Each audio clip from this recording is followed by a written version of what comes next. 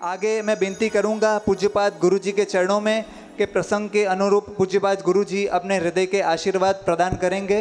प्यारे गुरु जी। सर्वावतारी इष्ट देव भगवान स्वामीनारायण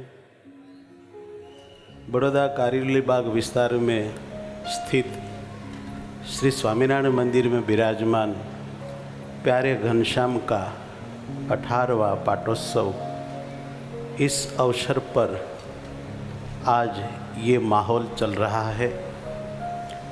इसमें हमारे गुजरात के राज्यपाल महामहोदय श्री देवव्रत जी यहाँ हमारा प्यार और भाव ग्रहण करके पधारे हैं।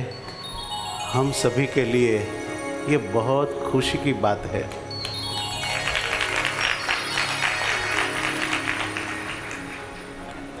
राज्यपाल तो सभी राज्य में होते हैं, होते रहेंगे, मगर मैंने ऐसे अच्छे, ऐसे सबकी सुखाकारी को हृदय में रखकर चलने वाले राज्यपाल बहुत कम देखे हैं।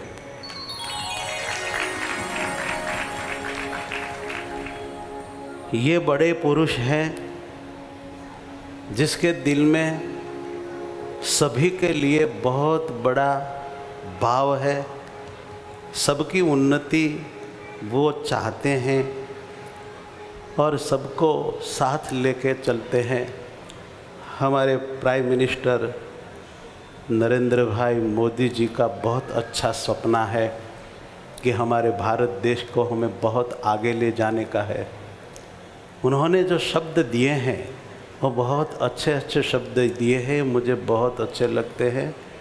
स्वच्छ भारत, स्वस्थ भारत, समृद्ध भारत, और मैं उसमें एक शब्द और डालता हूँ, सुखरूप भारत, शांत रूप भारत, उन्नति कर भारत, प्रगति कर भारत। बस हम ये देखना चाहते हैं। जिस दिन से हम लोगों को ऐसे बड़े बड़े पुरुषों की प्राप्ति हुई है, तब से लेकर सभी को हम सुख की ओर जाते हुए देखते रहते हैं।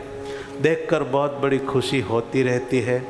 और अभी अभी तो मैं देख रहा हूँ सभी धार्मिक मंदिरों के उत्सव में आज हम सभी पर बहुत बहुत प्रसन्नता व्यक्त करके ये राजकीय द्वारे से महापुरुष आते रहते हैं।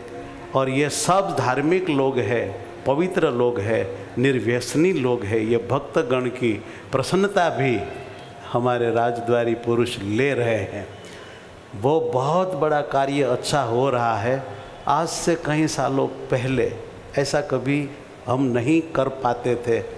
हमारा बहुत बड़ा यदि उत्सव हो, फिर भी कोई बहुत आग्रह करने पर भी आ सकते नहीं थे।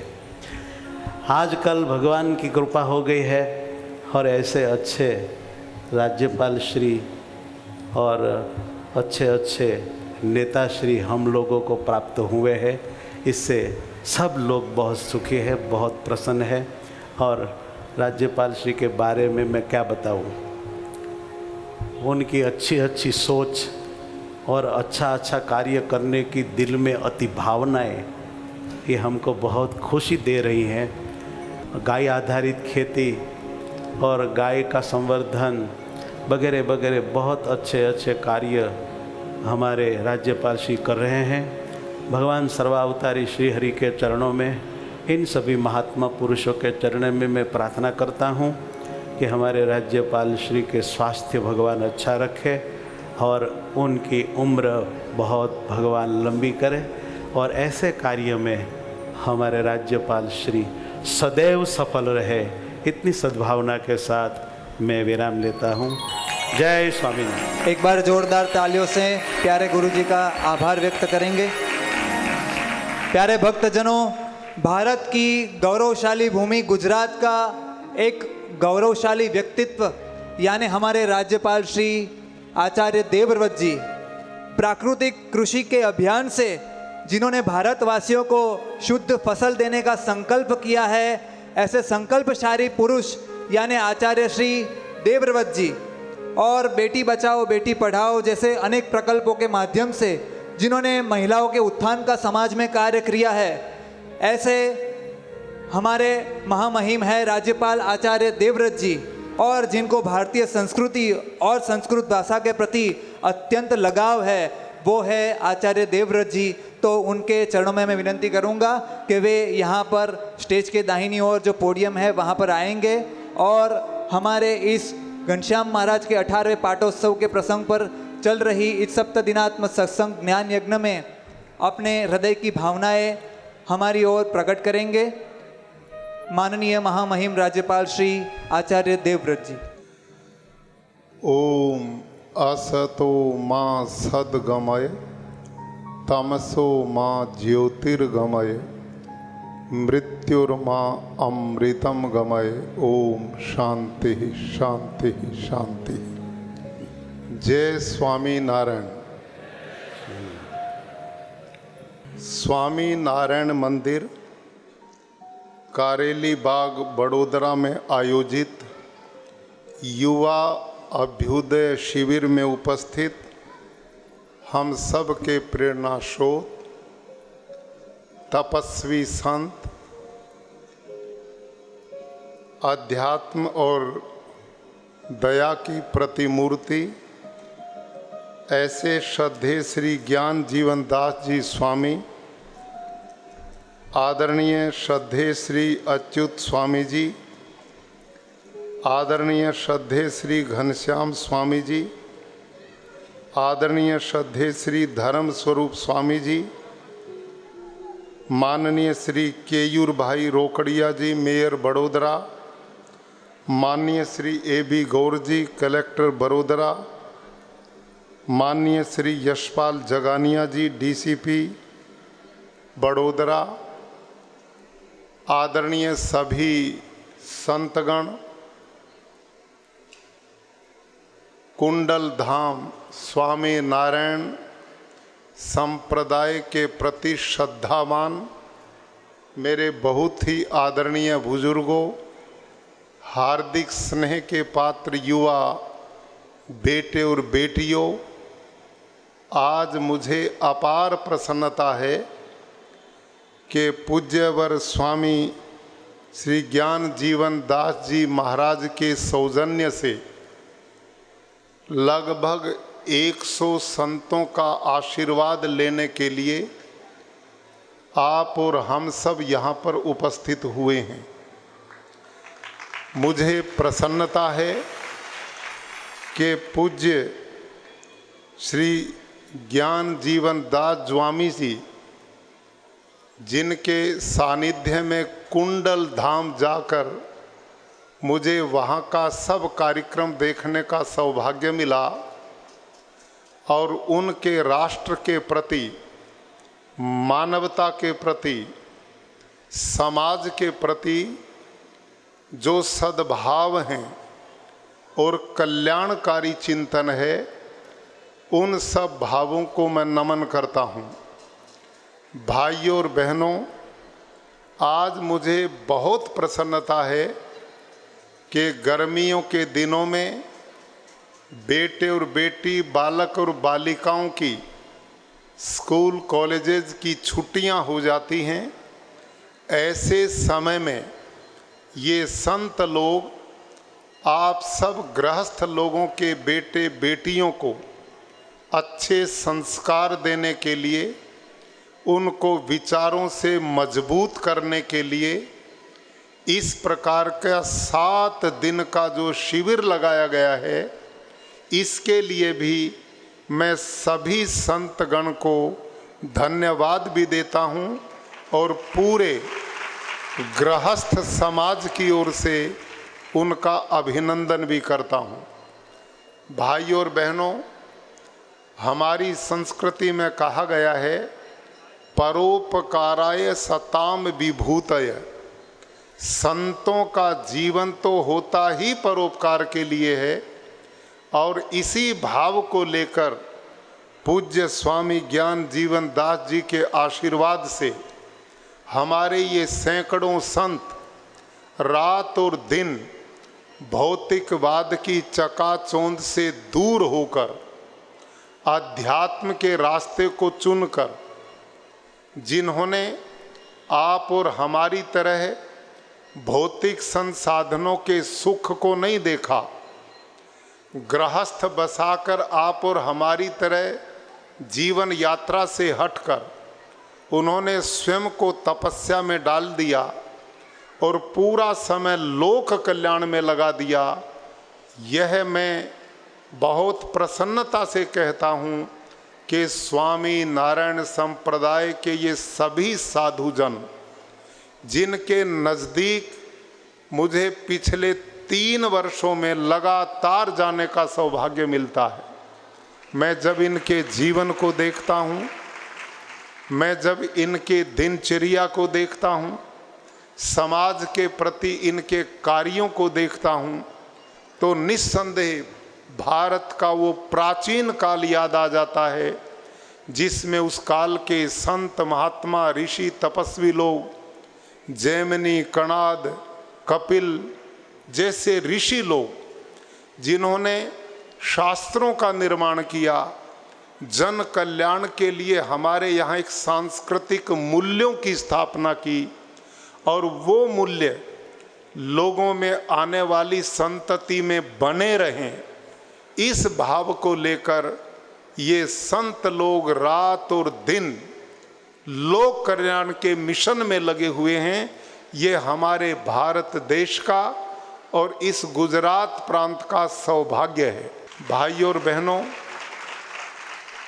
मैंने बड़ा नज़दीक इन संतों को देखा।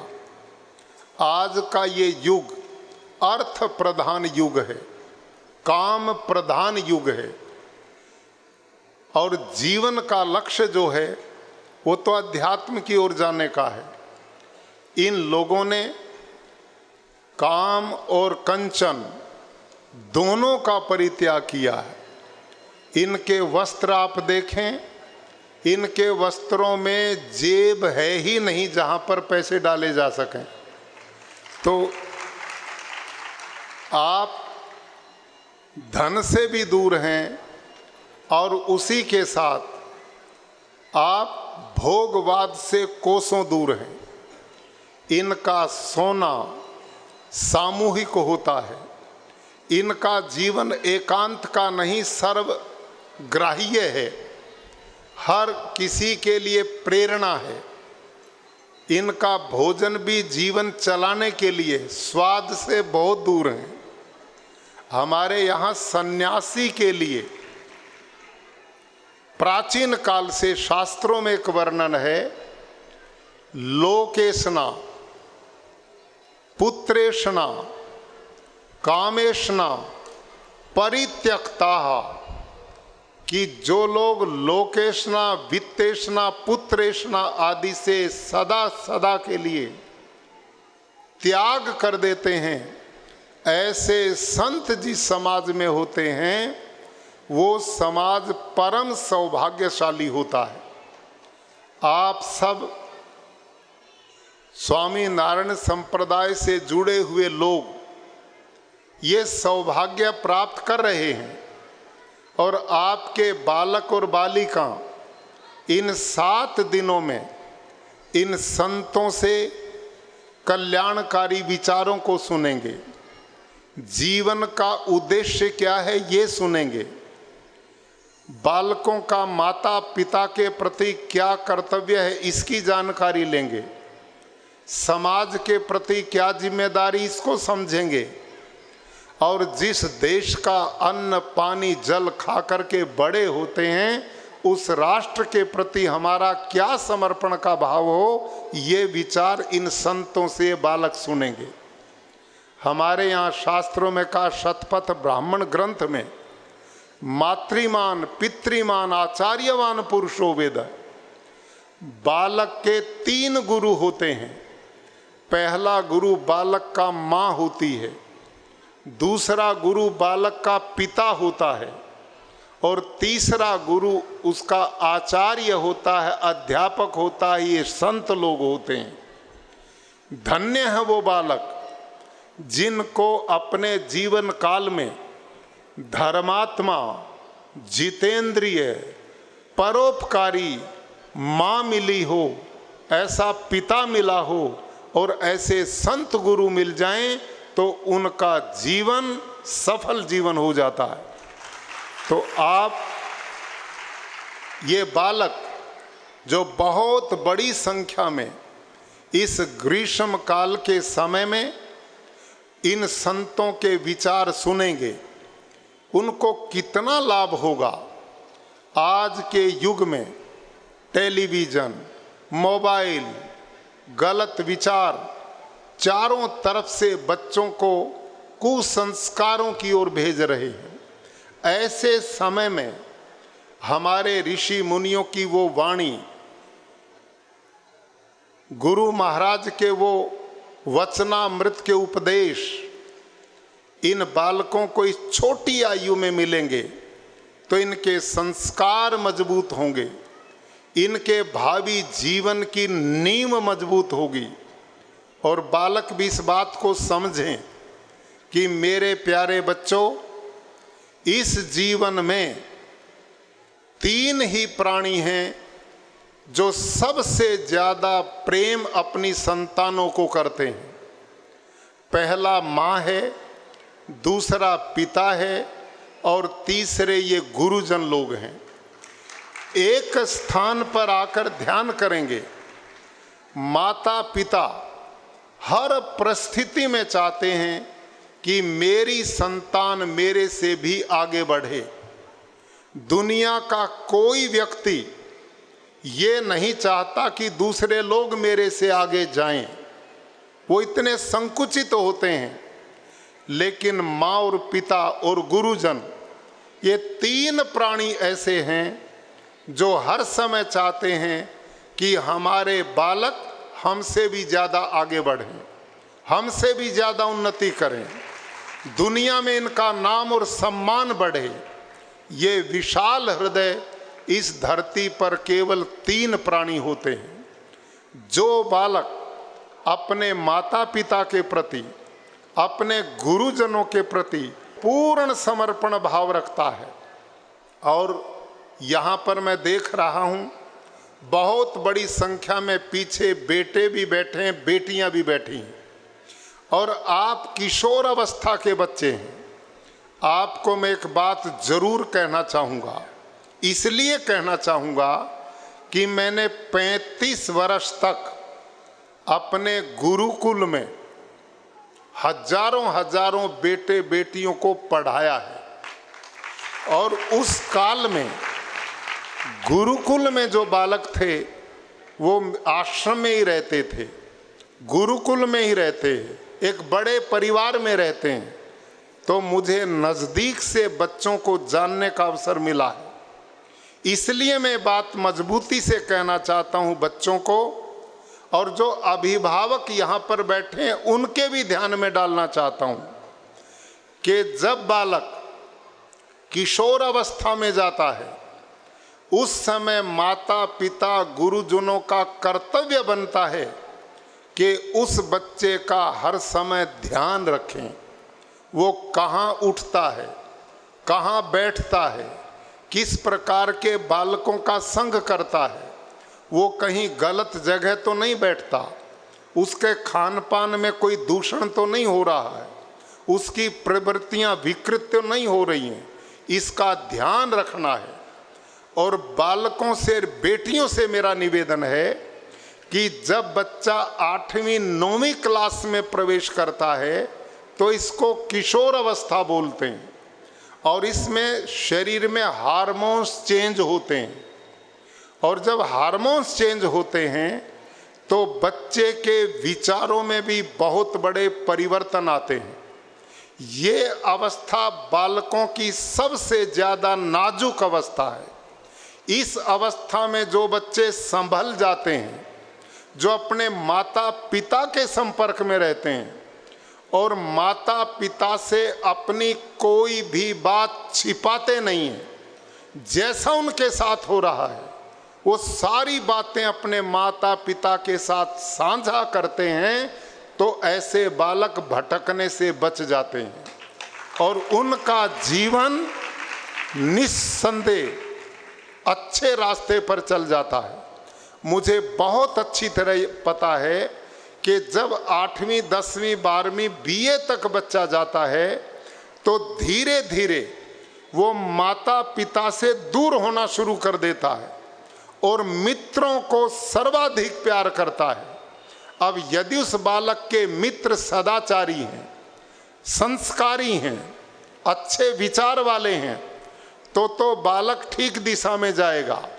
और यदि उस अवस्था में उसको सदाचारी मित्र नहीं मिले, गंदी आदतों के मिल गए, तो आप अच्छे परिवार के होते हुए भी अपने आप को बचा नहीं पाओगे। और इस अवस्था में बालक मस्तिष्क ब्रेन से नहीं सोचते, वो हृदय से सोचते हैं, हार्ट से सोचते हैं। वो निर्णय बुद्धि से कम लेते हैं, दिल से ज़्यादा लेते हैं। इस अवस्था में आप जो टीवी पर फिल्में देखते हो, जो नाटक देखते हो, जो सीरियल देखते हो, आपकी अवस्था में आप उन सबको सत्य मान लेते हो, जबकि वो आपके मनोरंजन के लिए हैं। और सत्य मान करके उन जैसा व्यवहार भी शुरू कर देते हैं और गलत रास्ते पर चले जाते हैं। इसलिए अपने प्यारे बेटे बेटियों से मैं निवेदन करूंगा कि जो शिविर पूज्य स्वामी ज्ञान जीवन दास जी महाराज और इन संतों के सौजन्य से आयोजित है, आप इन संतों के विचारों को ध्यान से सुनो, अपने जीवन में अपनाओ और याद करो, आप इन गर्मी की छुट्टियों में लाइब्रेरी में जाओ या अपने माता पिता को कहो, महापुरुषों की जीवनियां, छोटी छोटी उनके जीवन वृत्त मंगाओ और उनकी जीवनियों को पढ़ो। आप जिस गुजरात की धरती में पैदा हुए हैं, ये धरती तो संतों की धरती है, महात्माओं की धरती है, भले लोगों की धरती है, देशभक्तों की भूमि है। यहाँ महात्मा गांधी जैसे महापुरुष पैदा हुए, सरदार वल्लभ भाई पटेल जैसा एक ऐसा महापुरुष, लौह पुरुष इस गुजरात की धरती ने दिया, जो आज देश का स्वरूप हम देख रहे हैं, ये उसी महामानव की देन है। और मैं गर्व के साथ कहता हूँ कि आज भी गुजरात की धरती ने प्रधानमंत्री श्री नरेंद्र मोदी के रूप में इस देश को दिया है, जिन्होंने अपनी कर्मठता से, अपने परिश्रम से, अपनी ज्ञान परंपरा से भारत के वैभव को भी बढ़ा रहे हैं, विश्व में भारत की गरिमा को बढ़ा रहे हैं और भारत के चहुमुखी विकास के लिए रात और दिन प्रयत्नशील हैं। मेरे प्यारे बच्चों, ये हैं महापुरुष जो आपके जीवन के लिए आदर्श बनने चाहिए। इन लोगों की जीवनी को पढ़ो, इनसे प्रेरणा लो, ये आपके जीवन में आगे बढ़ने का मार्ग प्रशस्त करेंगे। ये महापुरुष के जीवन को जो बालक पढ़ते हैं वो बहुत बड़ी प्रेरणा ले पाते हैं। और विद्यार्थी हैं आप, विद्यार्थियों के हमारे महापुरुषों ने 5 लक्षण बताए, ध्यान करना। वहाँ लिखा है, काक चेष्टा बको ध्यानम, स्वान निद्रा तथैव च, अल्पहारी मितभाषी विद्यार्थी 5 लक्षणम। पढ़ने वाले बालक में 5 गुण होते हैं, वो सदा आगे बढ़ता है। पढ़ाई के समय बालक की कौवे जैसी चेष्टा होनी चाहिए, चुस्त होना चाहिए, आलसी प्रमादी नहीं होना चाहिए। और बको ध्यानम, बगुले की तरह पढ़ाई में उसका ध्यान होना चाहिए। आप स्कूल में कमरे में बैठे हैं, गुरुजी पढ़ा रहे हैं, ब्लैक बोर्ड पर काम करते हैं, लेकिन आपका ध्यान और ही कहीं चला गया तो आप कुछ नहीं सीख पाओगे। विद्यार्थी का पहला लक्षण है कि वो कौवे जैसा चुस्त होना चाहिए और बगुले जैसा उसको पढ़ाई के प्रति ध्यान होना चाहिए। और श्वान निद्रा तथैव च, कुत्ते जैसी उसकी निद्रा होनी चाहिए। श्वान को आपने देखा है, सो रहा है, बराबर से गुजरेंगे, पैर थपकाएंगे, एकदम खड़ा होगा, तो कितना चुस्त होता है वो। तो आपकी जो निद्रा है वो आलसी ना हो, प्रमादी ना हो, हर समय सोता ना रहे, ऐसा विद्यार्थी कभी शिक्षित नहीं हो पाता। वही होगा जिसकी कव्वे जैसी चेष्टा है, बगुले जैसा ध्यान है और श्वान जैसी निद्रा है। और अगली बात कही, अल्पहारी मितभाषी। दो बात, जो बालक पढ़ते समय थोड़ा खाता है, बहुत भरकम सारा दिन खाता रहे, ऐसा आलसी होगा, पेट बढ़ जाएगा, स्वास्थ्य बिगड़ जाएगा, पढ़ाई नहीं कर पाएगा, निद्रा में डूबता रहेगा। इसलिए वो खाओ जो खाने का है, वो मत खाओ जो नहीं खाने का है। और एक लाइन में मैं आपसे बता देता हूं क्या चीज खाने की है और क्या चीज नहीं खाने की। बच्चों ध्यान करो, सभी ध्यान करें।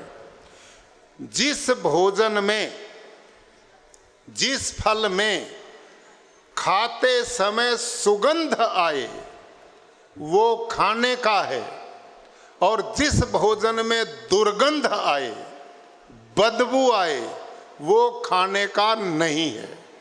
सीधा फार्मूला है।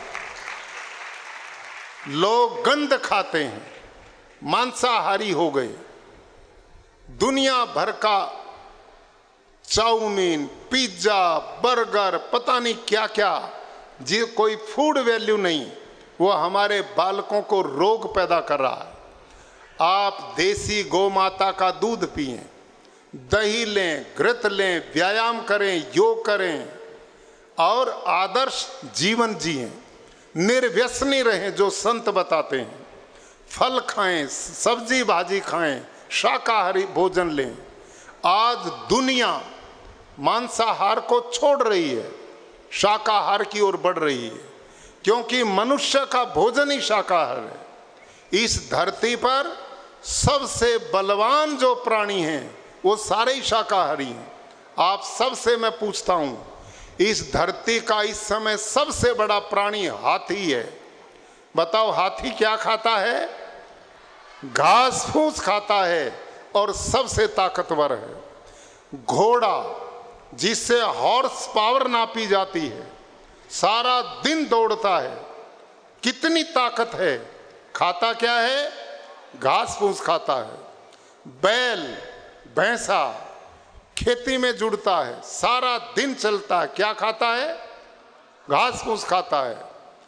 और हिरण घास खाता है। शेर मांसाहारी तो है, लेकिन 5 मिनट से ज्यादा लगातार दौड़ नहीं सकता। और घोड़ा, हिरण 6 घंटे दौड़ सकते हैं, लगातार दौड़ सकते हैं। अब ताकत किस में है? शाकाहारी दयालु होते हैं, मांसाहारी निर्दयी स्वभाव के हो जाते हैं। इसलिए बालकों से मेरा निवेदन है कि वो घी दूध का प्रयोग करें, फल साग सब्जी का प्रयोग करें, भारतीय जीवन आध्यात्मिक संस्कृति के साथ में जुड़ें, अच्छे संस्कार, अच्छे विचार लें, धूम्रपान जैसी गंदगी से दूर रहें, नशे की जो भी चीजें उनसे दूर रहें, अपने जीवन को पवित्र बनाओ, अपने जीवन को स्वस्थ बनाओ, योग प्राणायाम और मेहनत करके जीवन को सुदृढ़ बनाओ और अपने माता पिता का सदा सम्मान करो, गुरुजनों के प्रति समर्पण का भाव रखो। ईश्वर तुम्हारे सभी रास्ते प्रशस्त करेगा और आप हर प्रकार का आनंद प्राप्त कर पाएंगे। भाई और बहनों, मुझे प्रसन्नता है कि गुजरात प्रांत में मेरा सौभाग्य हुआ कि मुझे सेवा करने का अवसर मिला। यहाँ के लोग बड़े धर्मात्मा हैं, बुराइयों से दूर हैं, खान पान बड़ा पवित्र है, धार्मिक भाव से ओतप्रोत हैं और इन संतों की इतनी बड़ी संख्या के द्वारा आशीर्वाद प्राप्त होना, ये सब मेरे और आपके लिए सौभाग्य की बात है। इसके साथ मैंने इस प्रदेश में प्राकृतिक कृषि का एक अभियान छेड़ा है। वो केवल एक कार्य नहीं है, उसके पीछे 6 काम सिद्ध होते हैं। इस समय दुनिया में सबसे बड़ी चुनौती है ग्लोबल वार्मिंग की, जलवायु परिवर्तन की। आज हम अनेक बीमारियों का इलाज ढूंढ सकते हैं, लेकिन भाइयों और बहनों, इस प्रकृति का मुकाबला नहीं कर सकते। आप सबसे मैं पूछता हूं, हम यहां बैठे हैं, एकदम तेज तूफान आ जाए, बताओ उसे कौन रोक सकता है? एकदम तेज वर्षा आ जाए, उसे कौन रोक सकता है? भयंकर गर्मी हो जाए, उसे कौन रोक सकता है? ये जो जलवायु परिवर्तन है, ये मेरे आपके हाथ में नहीं है। और हम लोगों ने भगवान की इस व्यवस्था को खराब करने में बहुत काम किया है, बहुत हमने प्रकृति का शोषण किया है। इसीलिए भारत के माननीय प्रधानमंत्री जी, हमारे प्रदेश के मुख्यमंत्री और प्रदेश सरकार इस मिशन को आगे बढ़ाना चाहती है। प्राकृतिक कृषि क्यों करें? 24% ग्लोबल वार्मिंग के लिए हमारी रासायनिक खेती जिम्मेदार है। इतना पर्यावरण को वो गंदा करती है। और इस समय लगभग 160 करोड़ रुपया प्रति वर्ष भारत सरकार विदेशों में भेजती है और उसके बदले रासायनिक खाद, यूरिया, डीएपी, कीटनाशक मंगाती है। विचार करो, आप सब बुद्धिमान हैं। हम प्रति वर्ष 1,60,000 करोड़ रुपया भारत का विदेश में भेजते हैं और बदले में यूरिया, डीएपी जैसा जहर खरीदते हैं और उस जहर को धरती में डाल करके जिस धरती को हम माँ बोलते हैं उसको हम दूषित करने का काम करते हैं। हमने धरती पर न जाने कितने पक्षियों की प्रजातियां खत्म कर दी, धरती के हड़सिया जैसे मित्र जीव खत्म कर दिए और जहरीली खेती के द्वारा छोटे छोटे बच्चों को, आज मेरे पास कोई आया, उसने कहा 12 साल के बच्चे को ब्रेन ट्यूमर पाया, 20-20 साल के बच्चों को हार्ट अटैक हो रहे हैं, छोटे छोटे बच्चों को कैंसर हो रहा है, आज अस्पताल भरे पड़े हैं, इतनी बीमारियां फैल रही हैं। इसके पीछे कारण हमारा पानी दूषित हो गया, हमारी खेती बाड़ी जहरीली हो गई, फल साग सब्जियां, अरे माँ के दूध में भी यूरिया मिल रहा है, फिर स्वास्थ्य कहाँ से मिलेगा? इसलिए हमने लक्ष्य लिया है और मैं धन्यवाद देता हूँ पूज्य श्री ज्ञान जीवन दास जी स्वामी जी को कि इनके संत और पूज्य स्वामी जी का आशीर्वाद इस मिशन के लिए खुल करके हमारे साथ है। आपने इस प्रदेश में प्राकृतिक खेती का मिशन बढ़े, इसके लिए कुंडल धाम के अपने कृषि योग्य जो भूमि है उसमें भी इसी प्राकृतिक खेती को शुरू कर दिया है। और मेरे गुरुकुल में कुरुक्षेत्र हरियाणा में अखंड वृत्ति स्वामी जी, हमारे दूसरे संत पूज्य गुरुजी ने वहाँ भेजे कि वहाँ आप देख करके आओ। और वो संत 3-4 संत 2-3 दिन रह करके आए और यहाँ पर भी आप जैसे लोगों को प्रेरित करते हैं। ये परम सौभाग्य की बात है। तो इस प्राकृतिक खेती से पानी दूषित होने से बचेगा और धरती में पानी 50% कम हो जाता है और धरती जहरीली होने से बचती है। और ये देसी गाय आधारित कृषि है, तो गौ माता जो सड़कों पे धक्के खाती है वो भी किसान के खूंटे पर खेड़ूत के घर में चली जाएगी, उसका दूध अमृत बालक पिएंगे, स्वस्थ होंगे। खेती में गोबर गोमूत्र पड़ेगा, उसको जान देगा, पर्यावरण पूरा बचेगा, किसान की आय बढ़ेगी, भारत देश का धन विदेश में जाने से बचेगा और मेरे देश के लोगों का स्वास्थ्य बचेगा। ये इतने काम एक प्राकृतिक खेती से होते हैं। तो इस मिशन को पूज्य स्वामी जी महाराज का आशीर्वाद है कि वो अपने आशीर्वाद से और अन्य भी स्थानों पर हमारे जो संत लोग हैं स्वामी नारायण संप्रदाय के, स्वामी कैवल्य स्वामी जी, उन्होंने पूरा जीवन ही इस काम के लिए सौंप दिया। वो और 3-4 संत हमारे को स्वामी नारायण के इसी काम के लिए पूर्णकालिक मिल गए कि जो प्राकृतिक खेती के मिशन को आगे बढ़ाएंगे। तो मैं लंबी बात न करता हुआ आज का ये पवित्र आयोजन 6-7 दिन चलने वाला ये आयोजन एक संस्कारवान वातावरण बनाने का है, भावी पीढ़ी के निर्माण करने का है, हमारे घरों में सुख शांति आनंद करने का है, जीवन दर्शन को समझने का है, आध्यात्मवाद ही जीवन का असली रास्ता है, उस पर डालने का है। इसके लिए मैं आदरणीय पूज्य श्री ज्ञान जीवन दास जी स्वामी, अन्य सभी संतगणों को बहुत बहुत साधुवाद देता हूँ और भगवान से कामना करता हूँ ये लोग भी स्वस्थ रहें, निरोग रहें और इसी प्रकार से इस ज्ञान यज्ञ की धारा को हम सब तक प्रवाहित करते रहें, सबका कल्याण करते रहें।